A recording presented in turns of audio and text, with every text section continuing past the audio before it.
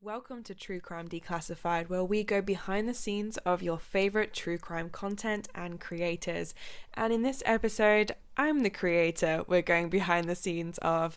I recently had the pleasure of being interviewed by Dying to Be Found, a fantastic true crime podcast. We discussed my PhD research, True Crime Declassified, and the famous UK case of Shannon Matthews. So without further ado, enjoy.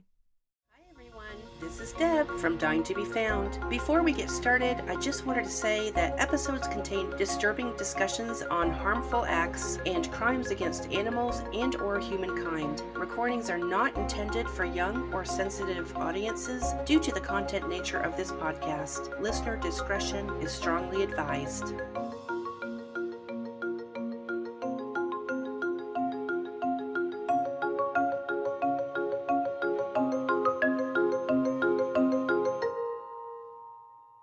Hi everyone, this is Deb, your host from the true crime podcast Dying to Be Found. Welcome to The Dash, which is a little detour I created off of our Thursday episodes to help you dash through the true crime community with me as I get other podcasters to help me with my storylines. The Dash provides you with a collection of more uplifting stories, and I've added these bonus episodes to showcase podcasters who have agreed to join me on The Dash. And today we have Megan from True Crime Declassified to help us out on this episode. Hi, Megan. Hello, thank you so much for having me. Absolutely. Thanks for being here today. I appreciate you joining me on The Dash. It's always cool to meet other podcasters from around the world. I love the diversity that comes along with true crime communities. And Megan, you have a little different approach on your podcast, True Crime Declassified, which examines the ethics behind reporting. And this is such a unique approach. I know also that you're working on your PhD, which, goodness, in itself, it's such a feat. So congratulations on that. Are you finishing up pretty soon?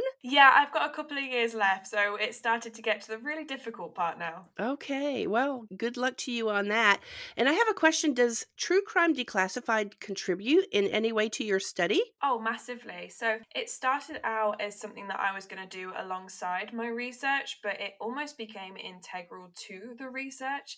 It's been a way for me to really engage with the true crime community, to talk to true crime podcasters like yourself, because I started this journey as a fan of true crime, and I've since been able to really position myself within the community, and True Crime Declassified has let me do that. Wow, yeah, so that's cool in itself because as you were doing your research, you're starting to see your thought processes change. So I really think that you are adding so much to the true crime podcast world. Thank you for your work. It's really exciting to see how this is going to go. And I wanted to ask you, what is it about how podcasters bring us true crime stories that inspires you to examine that process? So it started out as a way for me to look at the different complexities within true crime. When I first started researching it, it became clear that a lot of the existing research, a lot of the criticism around true crime really overgeneralized the genre. And what I realized was that true crime podcasters, they had such a different objective to doing true crime. They weren't in it for the money, they weren't in it for the fame. They wanted to talk about something that really mattered to them, whether that's local criminal cases that they care deeply about, social causes that are really important to them. And so I found that really beautiful, the reasons behind why true crime podcasters wanted to put in the work and put in the time to create this content. And I really wanted to look into the diverse nature of true crime to try and counteract a lot of the overgeneralization I'd found in my research. From personal experience, I talked to a lot of true crime podcasters, and yeah, there's a lot of just it's a small community. And me personally, I'm not in it to make much out of it other than to bring awareness myself. So yeah, that's a great concept. Now, what gives you inspiration behind the stories that you examine? I'm really interested in true crime works. And when I say that, I mean podcasts, documentaries, novels, anything that's created within the true crime genre. I'm really interested in works that have a societal impact. Obviously, with my PhD, I'm looking at the Venn diagram of entertaining and ethical true crime content and the existence of true crime content that can be entertaining and ethical. And so I want to then look at true crime content that has impacted the criminal justice system, it's led to societal change, it's raised awareness for miscarriages of justice. Recently, my husband sent me an NBC article about podcasters and their attorneys and their content, and what they found led to the release of two gentlemen who were wrongfully imprisoned. And we've seen that time and time again, that the work and the care and the energy that true crime podcasters have put in have led to these conversations that have been really important. But there's also a lot of content that I'm interested in that has had a negative impact. I spoke recently on my podcast about The Staircase by HBO Max and how the recreation I did hear that one, yes. yeah, how the recreation of The Staircase really negatively impacted the family members of the victim. And then everyone's talking about Netflix's Jeffrey Dahmer series and the criticism, personally, I believe is warranted around that series. So, I'm interested in true crime works that have had an impact on society for better or worse. So what I'm hearing is it's more of you're trying to take the approach of the accuracies of it and not sensationalizing it like Netflix does. I personally don't watch a lot of those series on Netflix. I hear it in the news all the time and how great that show may be, but I personally like to take the smaller approach. And I guess I do enough of my own research where I don't want to step into that in my after hours. There's plenty of research that I'm doing for myself. Definitely. And what I think frustrated me the most about the discourse around Netflix's series is how they talk about true crime as this monolith, I guess, as they don't talk about the diverse nature of true crime. And when they criticize one big production company's series, all of the indie true crime podcasters who are just recording from their closet are lumped into that as well. And I think that's what is really driving me to do this research and to try and uncover how the diverse nature of true crime may lead us to better understand it.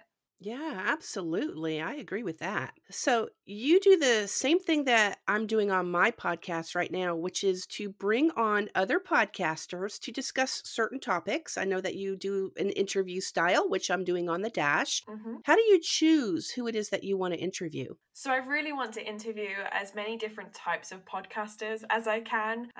I'm really interested into hearing how people get into true crime.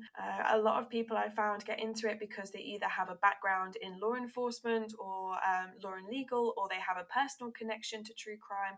And so I'm really interested in that, the motivations behind it, but also people's creative processes, how they feel about the ethical dilemma. So I try and talk to people who have lots of different types of true crime podcasts, whether that's comedy podcasts, they look at historical cases, they look at more recent cases. So trying to talk to as many different types of podcasters as possible, but also people who work in industries that intersect with true crime. I recently interviewed someone who is an investigative journalist, and I wanted to hear about how he saw the true crime genre as a journalist from a journalist perspective, and to try and get some insight into how true crime podcasters can take on some of the principles of journalism to approach their cases and approach their investigations with that level of kind of rigor and integrity that a lot of journalists have. So trying to talk to as many different types of people as possible. Yeah, so diversity absolutely works. Now, I'll tell you, Georgia, where I live in the United States, we have a huge industry as far as the entertainment industry. I think it's the small Hollywood, and they're building so many studios around Georgia. And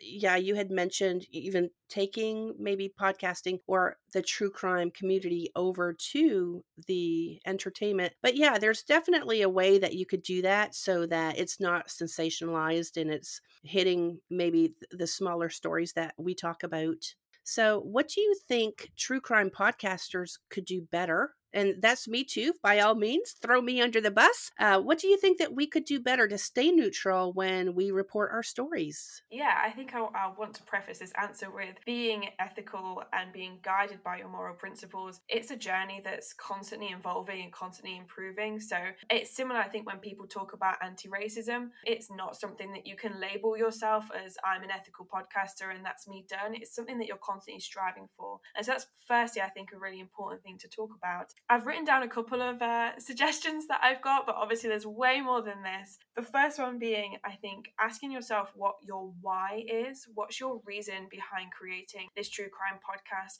And if you struggle to answer that, then that's maybe something you should sit with for a bit. I'm not saying that we need to change the world with every true crime episode we put out, but if your why is to talk about cases of misjustice, talk about underreported or underrepresented victims, they're all really good motivators for creating true crime content.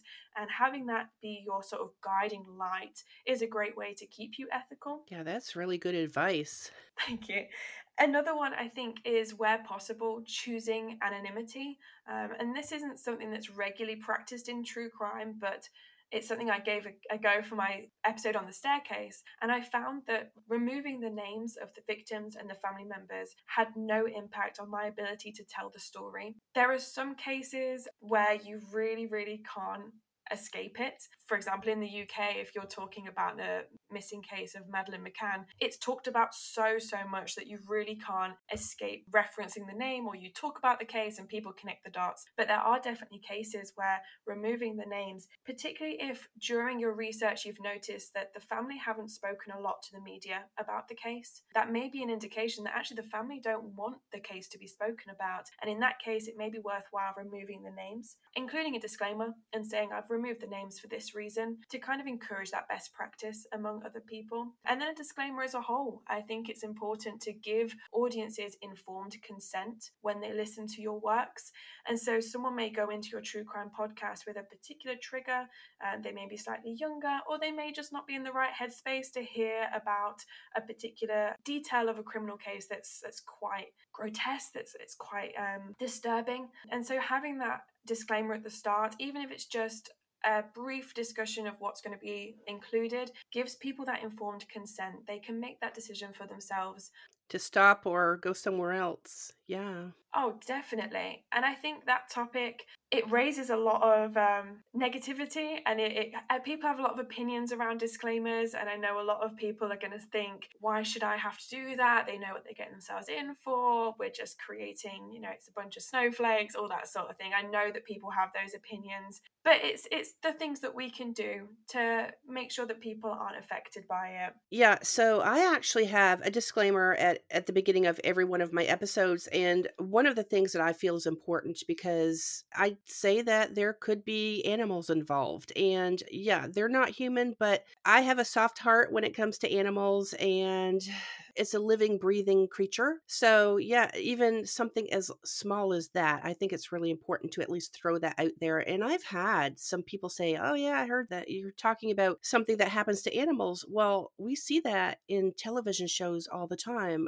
Whenever I see a movie when people are on horseback and the horse goes down, I'm just like, oh my gosh, poor horse. Are we thinking about the horse? Yeah. It's definitely important to give that disclaimer as well. Oh, 100%. And I think there are certain, I don't like to use phrases like triggers because that's got a lot of connotation now, but there's certain content warnings that I have a huge needle phobia. And so if I was listening to a true crime podcast where the mention of needles comes in, or the description of needles comes in, that caused me to have quite an adverse reaction to it. And so that it's not just about talking about the really grotesque details of a criminal case and being honest about that, but highlighting where people may unfortunately have a negative reaction to the things we're talking about. Sure. Is just doing our best. We're not going to be able to catch every single trigger or every single thing in our works that people may have a reaction to, but as long as we're trying to be as open and transparent in that, then I think that's really important. Sure. And then finally, for me, doing good with the true crime works that we put out, I think is hugely important. And I mentioned Celicia Stanton with Truer Crime Podcast. She does a fantastic job of doing this.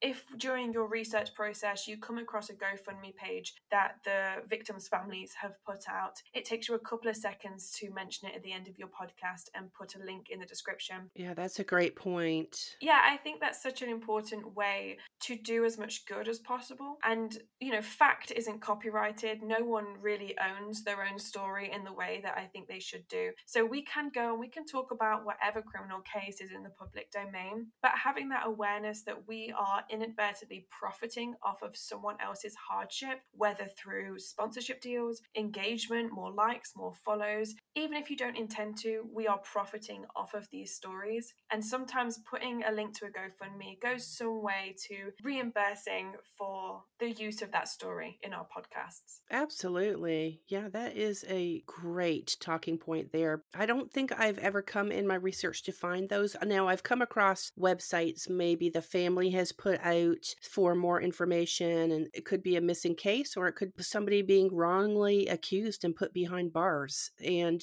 yeah, every little bit of information that you can find, especially if it is coming from the family members. And I like how you said that sometimes it's not necessary to even say their names. So anonymity does go far. Dying to be Found, it does not monetize. It's an indie podcast, and it's just more of really getting a lot of the information out there that maybe even 20 years down the road, something happened 20 years ago. Well, you just heard this podcast and you're like, oh, wait a minute, but I had a neighbor who I might want to bring up. And just so, yeah, awareness is a really huge avenue. Now, what is one lesson that you've learned since you began declassifying true crime? So I mentioned this already, but just how diverse it is. I approached true crime with a handful of podcasts that I'd listened to regularly. And when I started researching it and listening to more and finding out more works and more practitioners, you really come to realize how diverse true crime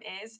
And I really love the fact that people will focus on a specific type of true crime work, whether that's local cases that mean a lot to them, a particular type of criminal case, like a missing person's case. And I think that's really beautiful that people will focus on something that means something to them and use their voice and use their platform to talk about it. It's universal that law enforcement, the legal system, it's stretched thin and it doesn't do the job that it should always do. And there are people who fall through the cracks. There are cases that fall through the cracks. And I genuinely believe, and from declassifying true crime, I've come to discover that we fill a gap in that space where we can talk about cases that deserve to be talked about but have been overlooked quite often. Yes. What I love about what you just said is that I have come across a lot of cold cases myself. Mm-hmm. And sometimes those cases do go cold for a decade, whatever long the period is. Yeah. But sometimes, I don't want to make this to sound negative, but sometimes it just takes a fresh pair of eyes Oh, that the 100%. original investigators did not see, that when somebody else comes along, I don't know if you've ever seen that show called The Cold Case, and it was probably out in the 90s. Oh my gosh, I just loved that show. That's probably one of my top shows that it inspires me. Mm-hmm. Yeah, so a fresh pair of eyes of new investigators is sometimes what it takes, but that's okay because that's how cases do get solved. Oh, definitely. And I'm not saying, as you mentioned, I'm not saying for an instance that a true crime podcaster like myself is going to walk into a police station and solve a cold case. Right. But the manpower I think it takes, or woman power, or them power, to look at a criminal case and to really pick at the fine details and pull that thread until you find the answer. Yeah. Sometimes I guess people in professional incapacities don't have the time or the resources to really do that justice. And that's where I think true crime can come in and can look at these criminal cases and, as you said, find something and pick it until they figure out what it may mean. And I'm, again, not saying that a podcaster is going to solve a criminal case. And I think it's important, if you have information, to take it to the correct bodies. But I think that's where true crime can really come in handy. We have the passion, we have the time, we may as well take a look at what's in the public domain and see what we can come up with, as long as it's not, and I make sure to say this, as long as it's not pointing a finger at someone that has nothing to do with the case and has been proven innocent. That's where it gets dangerous. Absolutely. So if it's looking at a particular piece of evidence and looking at it from a different angle, I think that's safe. Yes. But when it gets to the point where you're saying, I think it's this person, and publicizing that online and potentially ruining someone's life who doesn't deserve it, that's where we need to be a bit more careful. Absolutely. Totally agree with you on that. I think that is all the questions that I have for you, Megan, today. So where can I find you online? Of course. Well, if you want to keep up with the PhD research that I do and my sort of journey I'm a first generation PhD candidate here in the UK at De Montfort University, and I talk a lot about my experience on my Instagram, which is Megan Lupton Writes. Megan, spelled the British way, Megan, Lupton, Lupton, and Writes, Writes. And then if you want to take a look at my podcast or the Instagram account I have my podcast, it's True Crime Declassified across all platforms. So yeah, that's me. Thank you so much for having me on. Absolutely. So you can check Megan out at True Crime Declassified wherever you get your podcasts. Now, Megan, we're going to turn to the dash. Yes. I like to bring a little bit of good news out of a bad situation in my little mini episodes here. So are you ready to dash into our story? Oh, I'm so excited. Okay, before we get started, I like to ask questions to kind of warm things up. It gets us thinking about the topic. You might think this is a little bit random and you'll understand later, but I don't know how much traveling you do or what modes of transportation you get on. Do you ever get airsick, seasick, or carsick whenever you ride? Oh, yeah. Yeah? Oh, most definitely. I get car sick a lot. I have to sit in the front. I'm that annoying person. I am the same way in a car. I've been on ferry boats, planes, trains, automobiles, but personally, I cannot sit in the backseat of a car and I don't know what it is, but it is definitely a motion sickness. Have you ever taken anything for that? I know they have a lot of over-the-counter medications to help people, but personally, I think it just knocks you out. It does, yeah. I've got some of those wristbands that pregnant women wear that's supposed to press on some sort of pressure point in your wrist. And I had to wear them. We drove up to Scotland and it took about 9 hours. And so I had to wear those wristbands. Got you. Nobody will give up the front seat. No, my mother certainly wouldn't. Well, that question will come into play in just a little bit, but I wanted to tell you first about this story that we're going to talk about today. It is about Shannon Matthews, who is a 9-year-old girl that went missing in the UK back in March of 2008. Shannon's disappearance set off news media headlines and a major investigation on an alleged abduction that resulted in a £3.2 million or a 3.8 US dollar search in just 24 days. That is crazy. I guess that goes back to what you were talking about, manpower. Yeah, I think they just every police officer in Yorkshire was just looking for Shannon Matthews. Well, Shannon was last seen around 3:10 p.m. on February 19th of 2008 at the Westmore Junior School in Dewsbury, West Yorkshire, when Shannon did not return home from a swimming event at the Dewsbury Sports Centre. Shannon's mother, Karen, contacted the police around 6:48 p.m. and reported her daughter missing. Of course, most parents definitely would do that. According to her friends, Shannon exited the bus and told her friends to go on without her because she proceeded to walk home in a different direction than she normally would. She never explained to her friends why she was walking in the opposite direction because she lived 10 minutes from her home, and she never gave any indication as to where she was going or what she was going to do. Now, after Shannon's mom contacted police, the hunt for Shannon was swift, which is a good thing because when a child goes missing, absolutely you want to get on that right away. Local residents of Dewsbury distributed flyers. There were about 250 police officers plus 60 detectives beginning to search for Shannon pretty quickly. Authorities blanketed around 3,000 houses and created roadblocks in the area, stopping an estimated 1,500 drivers to ask them questions. That is a lot of work. Massively. I think it was one of the biggest police investigations following the Yorkshire Ripper, and that was like 30 years prior. Oh, yes. Well, something that was rather odd that police discovered during their investigation was that Shannon had scribbled a note on her bedroom wall saying that she was going to run away and go see her biological father. I thought that was interesting, which is obviously why I put that in there. So I don't know what I would do if I walked into my child's room and saw that on the wall, but she at least had given notification that she was going to do that. And Shannon's mother, Karen, immediately participated in television interviews, begging for the safe return of her daughter. I've seen enough of those as well, and it's not just in some of the stories that I have reported. I see it on the news where the family members do come forward and beg for safe returns and things like that. It isn't standard, however, that Karen's behavior was a little off. During one of the investigative liaison's visits to Karen's home, they recalled walking in and seeing Karen and her boyfriend Craig calmly sitting in the living room playing Xbox. Wild. Absolutely wild. Immediately. Yeah. During the same visit, the investigator's phone rang, which had a pop music ringtone. I know that we've all had those on our phones before. Miley Cyrus, love you. Karen got up and started dancing to the music on the ringtone. Can you imagine? Oh, red flag.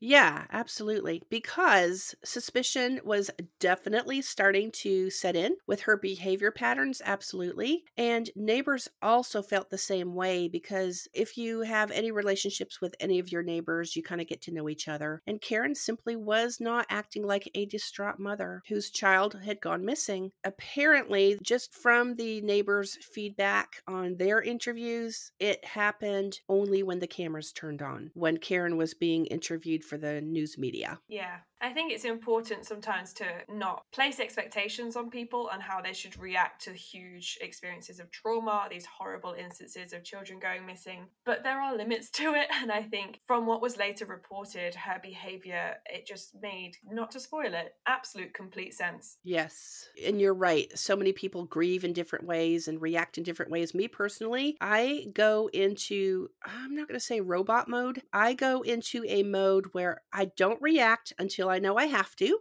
because I've brought children up and children break bones. Children fall down. So you don't react until you know you have to. But when I am in the middle of a crisis, I am more of I have to attack it from all angles to make sure I take care of everything. And so, yeah, I don't know if I were to ever be interviewed. I hope it doesn't look suspicious, because I shut down, and that's just me. I can't say that about you, Megan, or anybody else who's put into this situation. Oh, I'm a crier.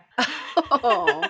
Well, as it turns out, Karen Matthews devised a plan with her boyfriend's uncle, Michael Donovan, to use Shannon as a pawn to collect 50,000 pounds, or just over 60,000 US dollars, as reward money for her safe return. I was flabbergasted when I read that. But here's where my warm-up question comes to you, because Karen first used a travel sickness medication. She put Shannon to sleep before stashing her away under Uncle Michael's bed in his flat. It's my understanding, too, just from some of the articles that I read, that Karen also dosed Shannon up, not just this one time. It actually happened on several occurrences, so I don't know if it was something that can build up in your body, but she liked to dose Shannon up, and it was not the first time. Now, Karen and Michael had planned out a timeline to release Shannon and to take her to the police station to collect that reward money. So obviously there was a little bit of premeditation here. Between the inconsistencies found during the investigation, plus Karen's odd behavior, police were able to piece together what was really going on here. And in case you're wondering, Karen's boyfriend, whom she was playing Xbox with, was not an active participant in Sharon's abduction. I didn't find any articles where I read that he had any knowledge of what was going on. It was just something that Karen and Michael came up with. So 24 days had passed, and on March 14th, 2008, two investigators, Nick Townsend and Paul Kettlewell, paid a visit to Michael's flat, obviously on some of the leads that they had gotten, and there was no answer at the door. But a neighbor heard them knocking and came out and verified that she had heard somebody moving around upstairs, and it also sounded like it could be a small child or a toddler. Now, I've lived in apartments or flats where people have lived above me, and you can certainly tell if there's a lot of activity and if it is a small child. So, of course, this raised suspicions. Townsend and Kettlewell called for backup, then returned to Michael's flat. and then used a door rammer to enter the residence. So imagine this for just a moment. Police used the door rammer, which would splinter the door frame. I'm thinking I've seen enough of those movies where they do that. Oh, yeah, there's some force. Yeah, absolutely. And it's going to create a little bit of noise. Now, seconds go by after they finally get through that door. Everything is really, really quiet. And then the police hear a little girl's voice that says, "Stop it. You're frightening me." It's not clear if the girl was speaking to the police who were entering that apartment or flat, or if they were speaking to someone else. Now, I don't know if you've heard anything more than that, but to me, there was not a lot of definitivity on who she was talking to. But as police made their way through the flat, they followed the muffled sounds that led them to the bedroom where Michael and Shannon were hiding underneath a box spring bed. There's a name for that. I can't remember the type, but if you were to go to Wayfair or any of these sites, you can see that there is a big hollow space below the bed, and that's where both Michael and Shannon were at. Police immediately dragged Michael out, but in the process, he was kicking and biting and anything that you would do to try to get away, I'm sure. And the first thing that he said once he was exposed was to get Karen down here because we're sharing this reward money. Oof. Isn't that crazy? Yep. Well, once Shannon was removed from the flat, police asked her mom if she knew where she was, and she said yes. She told the police officers that her mother knew where she was at, but Michael would not let her talk to her. That's awful. Yep. Obviously, both Karen Matthews and Michael Donovan were arrested for Shannon's disappearance, and on December 4th, 2008, they were charged with kidnapping, false imprisonment, and perverting the court of justice. Karen also received child cruelty charges, and both Karen and Michael were sentenced to 8 years in prison. Now, Karen only served 4 of those 8 years behind bars, and you probably know this, she was dubbed Britain's worst mum. Yes. Yeah, which she denies because she said, quote, "I never killed anybody," unquote. That's all right then, isn't it? I know, right? I'm speechless. Yeah. Now, Shannon has since been given a new identity and has moved on with her life.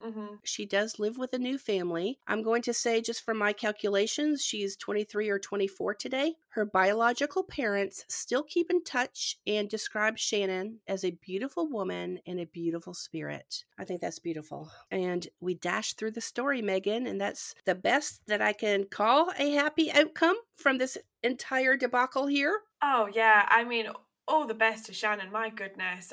To go through that at such a young age, and she's about the same age that I am, because I was 11 in 2008 when it was all kind of coming out in the news. Oh, wow. So as an 11-year-old, what were you thinking? Because she was on the news. So that's a great perspective from a child's thought process. What was going through your mind? Oh, to be around the same age as her and to see that was an incredible perspective to have. But I remember it was on TV constantly and it was all anyone was talking about. And I think it's important to consider as well, this was in the wake of Madeleine McCann's disappearance. And I think when you put those two together, it sort of makes more sense because of how much exposure. I mean, Madeleine McCann is a local case to me from Leicester, but the exposure that it gave the McCanns, the money that came flooding in to support and to try and find Madeleine McCann, I'm sure there's some sort of connection there. I mean, that's just my assumption. To then think, you see the money bags going and you think I could do something with this. Right. Yeah, I just remember everyone talking about it and everyone having an opinion. There was unfortunately a lot of elitism that came into it because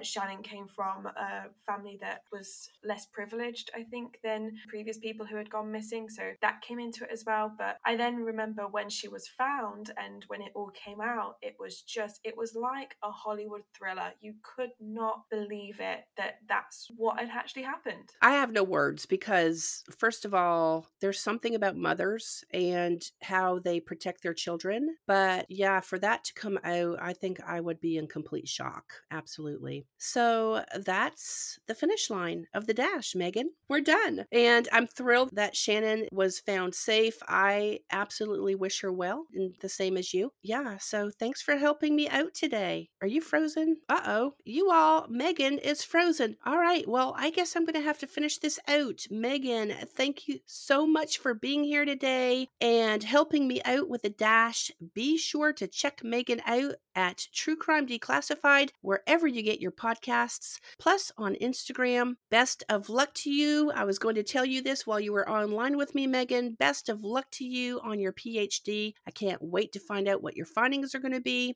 Until next week, talk to you soon.